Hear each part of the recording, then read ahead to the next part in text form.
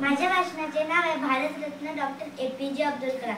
तुम्हाला सूर्यासारखं चमकायचं असेल तर आधी सूर्यासारखं तळपायची तयारी ठेवा, असा संदेश देणारे भारताचे 11वे राष्ट्रपती Bharat Ratna doctor APJ. Abdul Kalam.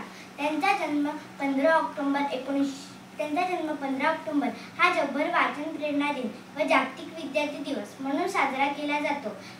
Doctor Abdul Kalam यांचा जन्म 15 ऑक्टोबर 1931 रोजी तामिळनाडू राज्यातील रामेश्वरम येथे झाला. त्यांचे पूर्ण नाव अबुल पाकीर जैनुलब्दीन अब्दुल कलाम होते. डॉक्टर अब्दुल कलाम हे एक मेहनती, जिद्दी, महत्त्वाकांक्षी व जगातील एक महान शास्त्रज्ञ होते. अग्नी या क्षेपणास्त्राच्या यशस्वी चाचणीमुळे ते मिसाईल मॅन म्हणून ओळखले जाऊ लागले. स्वप्ने सत्यात उतरवण्यासाठी स्वप्ने पाहणे आवश्यक आहे, असे डॉक्टर अब्दुल कलाम नेहमी म्हणत असत. आपल्या स्वप्नांना सत्यात उतरवण्यासाठी आपल्या अंगी असलेल्या शक्तीचा, सामर्थ्याचा पूर्ण उपयोग करून घेतला पाहिजे, असे ते म्हणत. डॉक्टर अब्दुल कलाम युवा पिढीसाठी चालते बोलते विद्यापीठ होते. त्यांचे ते प्रेरणास्थान होते.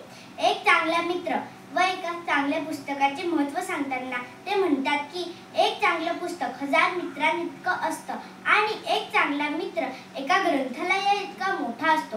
त्यामुळे आयुष्यात चांगले मित्र बनवा व चांगल्या पुस्तकांचे वाचन करा.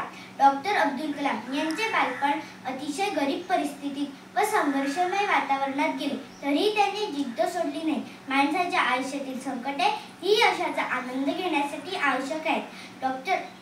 डॉक्टर अब्दुल कलामांनी जी स्वप्ने पाहिली ती सत्यात उतरवण्यासाठी संकटांवर मात केला, संघर्ष केला आणि आपले ध्येय गाठले.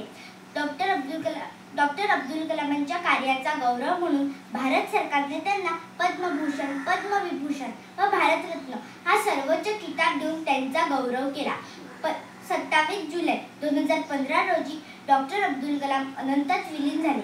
आजही त्यांच्या कार्याच्या रूपाने, विचारांच्या रूपाने ते अस्तित्वात आहे. अशा थोर व्यक्तिमत्वाला माझा कोटी कोटी प्रणाम. जय हिंद, जय महाराष्ट्र.